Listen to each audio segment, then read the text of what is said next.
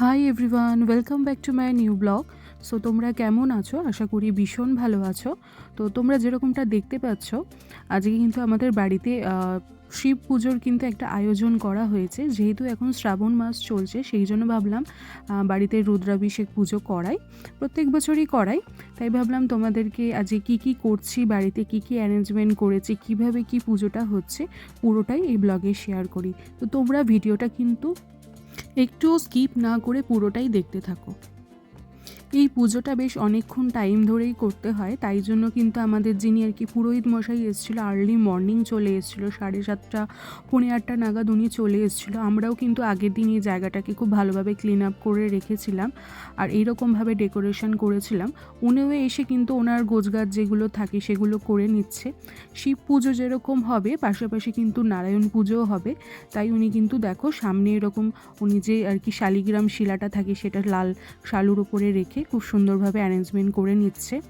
আর এই যেগুলো নৈবেদ্য লাগে সেগুলো উনি ঠিকঠাক করে দেখে নিল। উনি আগেই আমাদের লিস্ট দিয়ে দিয়েছিল, সেই অনুযায়ী সব ঠিকঠাক আছে কিনা উনি দেখে কিন্তু পুজোতে বসে গেল। প্রথমে কিন্তু আমাদের নারায়ণ পুজো হবে, তারপরে শিবের পুজোটা হবে। তো তোমরা কিন্তু ভিডিওটা একটু স্কিপ না করে পুরোটা দেখো। আর যারা কিন্তু চ্যানেলের নতুন, মানে আমার ভিডিওটা বা ব্লগটা ফার্স্ট টাইম দেখছো, তারা কিন্তু চ্যানেলটাকে অবশ্যই সাবস্ক্রাইব করে নিও। চ্যানেলটাকে সাবস্ক্রাইব করে পাশে থাকা দেখো একটা নোটিফিকেশান বেল আইকন আছে, ওখানে অল বলে যে অপশানটা আছে সেখানে ক্লিক করে দিও। এই যে দেখো সাজিতে যে ফুলগুলো দেখলে, এগুলো কিন্তু প্রত্যেকটাই কিন্তু আমাদের গাছে হয়েছে। আর যে জবা ফুলটাও দেওয়া হলো সেটাও হয়েছে। লিলি যে ফুলগুলো হয় সেটাও কিন্তু খুব সুন্দর, এই বর্ষার সময় খুব ভালোভাবে ফোটে, তাই এগুলো কিন্তু দিয়েছি। আর এই যে দেখে নাও সমস্ত কিন্তু অ্যারেঞ্জমেন্ট করে নিচ্ছি উনি, যেগুলো দিয়ে রুদ্রাভিষেকটা আর কি অভিষেকটা ঠাকুরকে করা হবে পঞ্চামৃত দিয়ে, সেটা উনি কিন্তু সামনে পুরো রেডি করে নিয়েছে। আর ভোগের জন্য আমরা লুচি পাই সেগুলো করেছিলাম। আর পাশাপাশি কিন্তু মিষ্টি 5 রকমের ফল এগুলো তো আছেই।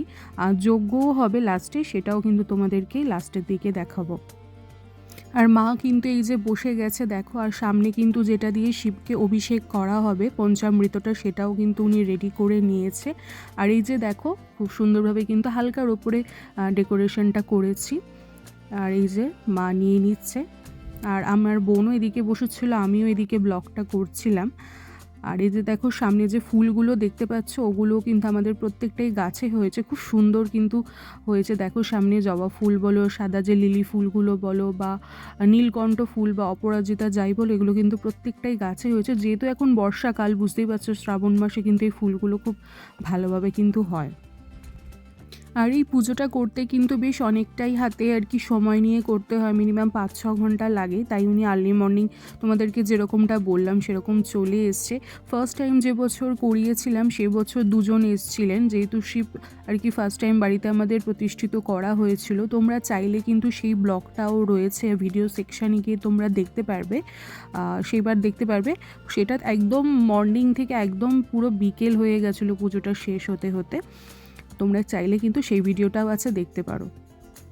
প্রথমে কিন্তু তোমাদের যেরকমটা বললাম আমাদের নারায়ণ পুজোটা হচ্ছে। এই যে দেখো নারায়ণ পুজোটা হয়ে গেছে, এবার কিন্তু শিবটাকে অভিষেক করা হবে, তাই আলাদা যে আমাদের পাথর বাটিটা আছে ওটাতে কিন্তু শিবটাকে এইভাবে নিয়ে নেওয়া হয়েছে। আর মাও কিন্তু বসে গেছে, মায়ের হাতে যে পুজোর সামগ্রীগুলোর নৈবেদ্য যেগুলো লাগে আর কি, যেগুলো দিয়ে করা হবে অভিষেকটা, সেগুলো কিন্তু একের পর এক দিয়ে দিচ্ছে। আর লাস্টে কিন্তু পুজোর শেষে যজ্ঞও হবে, তাই যজ্ঞের জন্য কিন্তু আমাদের যে যজ্ঞের ট্রেটা লাগে সেগুলো অ্যারেঞ্জ করে নিয়ে রেখে দিয়েছি, লাস্টে তোমাদেরকে দেখাবো সেটা। আর এই যে দেখো অভিষেক করা হচ্ছে, ঘি, মধু, তারপর ঘি, তারপর চিনি, এগুলো দিয়ে একের পর এক করা হবে। এই যে দেখো একের পর এক কিন্তু পুরোটা কিন্তু শিবলিঙ্গ বলো, নন্দী বলো, সামনে যে ত্রিশূল বলো, সেগুলোতে কিন্তু দিয়ে দিচ্ছে। প্লাস যে সাপটা থাকে শিবের গলায়, সেটাও আমাদের পুরো রয়েছে, রূপোর আছে সেটা। ওই যে দেখো ওই বাটিটার মধ্যে রাখা আছে, ওইটাও কিন্তু অভিষেক করা হচ্ছে। উনি যেভাবে বলছে সেভাবেই কিন্তু মা করছে। সমস্ত কিন্তু দিয়ে আগে অভিষেক করা হয়ে গেছে। লাস্টে যে পঞ্চামৃত যে দুধটা আর কি রেডি করা হয়েছিল, সেটা কিন্তু এবার শিবের দেখো এতে মাথায় কিন্তু ঢেলে দিচ্ছে মা। পাশাপাশি আবারও তোমাদেরকে বলে রাখি, যারা কিন্তু ভিডিওটা বা ব্লগটা প্রথমবার দেখছো, মানে আমার চ্যানেলে ফার্স্ট টাইম এসছো, তারা কিন্তু চ্যানেলটাকে অবশ্যই সাবস্ক্রাইব করে নিও। চ্যানেলটাকে সাবস্ক্রাইব করে পাশে থাকা দেখো একটা নোটিফিকেশান বেল আইকন রয়েছে, সেখানে একটা অল বলে অপশান রয়েছে, সেখানে ক্লিক করো। তাতে কি হবে, যখনই আমি কোনো নতুন ভিডিও বা ব্লগ আনবো সেটার নোটিফিকেশান কিন্তু সবার আগে কিন্তু তোমরা পেয়ে যাবে। আর এছাড়াও যদি তোমাদের কিছু কোয়ারিজ থাকে অবশ্যই কিন্তু সেটা আমাকে কমেন্ট বক্সে জানাতে পারো।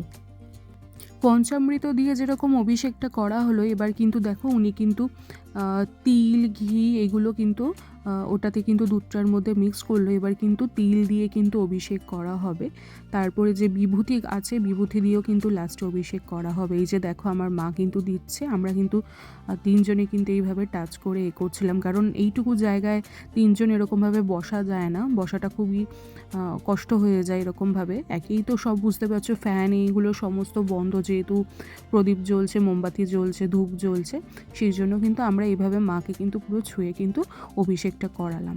এই যে দেখো, আর আমাদের পুরোহিত মশাইও কিন্তু দেখো পুরো বুঝিয়ে বুঝিয়ে কিন্তু আমাদেরকে কিন্তু অভিষেকটা কিন্তু করাচ্ছে, মানে কোন দিকে শিবের ডান দিকটাকে কি বলে, শিবের বাঁ দিকটাকে কী বলে, এগুলোর কিন্তু অনেক ব্যাপার আছে, সেগুলো কিন্তু পুরো উনি বুঝিয়ে, প্রতি বছরই উনি এরকম বুঝিয়ে বুঝিয়ে কিন্তু পুজোটা করায়। তাতে কি খুব ভালোভাবে একটা স্যাটিসফ্যাকশান কিন্তু পুজোটা করিয়ে কিন্তু পাওয়া যায়।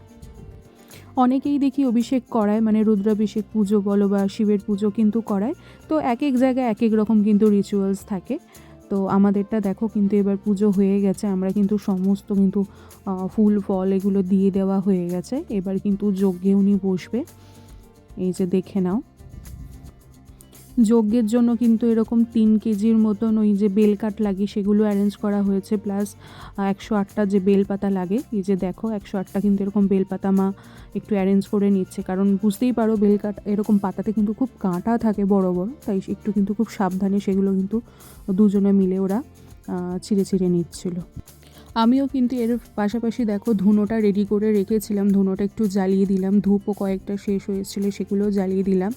আর এই যে যজ্ঞের ট্রেটা কিন্তু উনি রেডি করছে, এটা আমাদেরই বাড়ির। আর এই বালি এগুলো আনা হয়েছে, এর ওপরে মনে হয় ওই যে এক ধরনের আর কি যন্ত্র মতন থাকে, সেটা উনি কেটে এই যে দেখো বেলকাঠগুলো কিন্তু অ্যারেঞ্জ করছে। পাশাপাশি আরও অনেক কিছু থাকে, ওই যে দেখতে পাচ্ছ ওগুলো কিন্তু উনি অ্যারেঞ্জ করে নিচ্ছে। আর একটু কেটে কেটে নিতে হচ্ছিলো, কারণ খুব বড় বড় দিয়েছিল, তাই জন্যই আমাদেরই বাড়িতে কাঠারি ছিল, সেটা দিয়ে কিন্তু উনি কেটে পুরো রেখেছে। আর যে ঘিটা লাগে ওটাকেও কিন্তু উনি সামনে নিয়ে নিচ্ছে, এই যে দেখো পাটকাঠি দিয়ে কিন্তু উনি এবার যজ্ঞটা কিন্তু এবার জ্বালাচ্ছে। আর এই যজ্ঞটাও হতে কিন্তু মোটামুটি 8 ঘন্টার ওপরেই সময় লেগে যাবে। পুরোটা তো ওরকমভাবে দেখাতে পারবো না, কারণ ভিডিওটা অনেকটা লেন্দি হয়ে যায়, তাতে তোমাদেরকে যতটা শর্টে পারছি আর কি এডিট করে এরকম দেখাতে হচ্ছে। এই যে দেখো আগুন কিন্তু এরকম দিয়ে দিয়েছে যজ্ঞের মধ্যে, আর যে ঘিটা থাকে ওটাকেও কিন্তু উনি মেল্ট করে নিয়েছে। আর এক এক করে উনি যেভাবে বলছে, মা কিন্তু যজ্ঞের মধ্যে যা যা সামগ্রীগুলো লাগে, বেলপাতা বলো বা যা বলো, সেগুলো কিন্তু ওরা এক এক করে দিয়ে দিচ্ছে। তখন তোমাদের যেরকমটা বললাম, পুজোর কিন্তু আমরা ভোগ রেখেছিলাম, ভোগে পায়েস ছিল, লুচি ছিল, ফল 5 রকম ছিল, মিষ্টি 5 রকম ছিল। তো সেগুলো কিন্তু পুজোর শেষে কিন্তু সবার বাড়ি বাড়ি দেয়া হবে। আর যজ্ঞও কিন্তু অলমোস্ট অনেকটা শেষের দিকেই চলে এসছে, এই যে দেখে নাও। এখন মোটামুটি কিন্তু দুপুর হয়ে গেছে, পুজো কমপ্লিট হতে হতে বাইরেও কিন্তু এক পশলা বৃষ্টি হয়ে গেল। তাতে কি হলো, আরও কিন্তু গরমটা বাড়লো আমাদের। তোমরা তো জানো আমরা বেহালাতে থাকি, তো বেহালা এমন একটা জায়গা, এখানে বৃষ্টি মানে হয়েও কোনো লাভ হয় না, এতটাই গরম, এতটাই এখানটা আর কি ঘিঞ্জি এরিয়া, এখানে খুবই গায়ে গায়ে আশেপাশে বাড়ি, ফ্ল্যাটস, সেই জন্য কিন্তু খুব গরম এখানে হয়। তো বৃষ্টিটা হয়ে আরও কিন্তু এখানে গরম বেড়ে গেছে, প্লাস কিন্তু এরকম যজ্ঞ হলে বুঝতেই পারছো কতটা ফ্লেম হয় আর কি, একদম জায়গাটা মানে একদম আর পারা যাচ্ছে না। ফ্যান তো বন্ধই, যখন থেকে পুজো শুরু হয়েছে তখন থেকে ফ্যান একদমই বন্ধ, চালানোই যাচ্ছে না, আরও গরমে একদম অস্বস্তিকর ব্যাপারটা তৈরি হয়ে গেছে। সো যাই হোক, এগুলো তো থাকবেই, কিছু করার নেই। পুজো কিন্তু অলমোস্ট এবার আমাদের শেষের পর্যায়ে, এই যে দেখে নাও যজ্ঞও কিন্তু কমপ্লিট হয়ে এসছে পুরো। এরপরে কিন্তু উনি যজ্ঞের এই যে ফ্লেমসটা থাকে ওটা কিন্তু নিভিয়ে দেবে। নিভিয়ে তারপর লাস্টে যেটুকু আর কি আরতিটা করার থাকে সেটা করে কিন্তু পুজো আমাদের সমাপ্তি হয়ে যাবে। এই যে দেখো যজ্ঞের যে ফ্লেমসটা থাকে উনি কিন্তু গঙ্গা জল দিয়ে এরকমভাবে কিন্তু পুরো নিভিয়ে দিচ্ছে। আর যে ছাইটা থাকে সেটা বললো যে 3 দিন পরে আর কি বাড়ির একটা জায়গায় রেখে দিতে, 3 দিন পরে ওগুলো ফেলতে। আর সেই ঘরটা যেটা করা আছে সেটাও 3 দিন পরে ওটা এখান থেকে সরানো হবে, 3 দিনের আগে এটা সরানো যাবে না। আর এই পুজো কিন্তু অনেকেই অনেকভাবে করে থাকে, তোমাদের তখন যেরকম বললাম। তোমরা চাইলে কিন্তু বাড়িতে এরকম করতে পারো, বা চাইলে কিন্তু তোমরা মন্দিরেও কিন্তু পুরোহিতের সাথে কথা বলে কিন্তু করতে পারো। পুরোহিতরাও কিন্তু মন্দিরেও কিন্তু রুদ্রাভিষেক পূজা কিন্তু করেছে। এই যে দেখো এবার কিন্তু উনি এই পঞ্চপ্রদীপটা জ্বালিয়ে কিন্তু ঠাকুরকে কিন্তু আরতিটা করে পুজো আমাদের এবার শেষ করছে। এই যে দেখে নাও। এরপরে আমাদেরও কিন্তু পুজোর শেষে কিন্তু ঠাকুরমশাইকেও খেতে দেব, প্লাস কিন্তু সবাইকে যে প্রসাদ দেওয়া থাকে সেটাও কিন্তু প্রসাদ দিতে যাব। সো আজকের মতো ভিডিওটা এখানেই এন্ড করলাম। দেখা হবে পরের কোনো ব্লগে।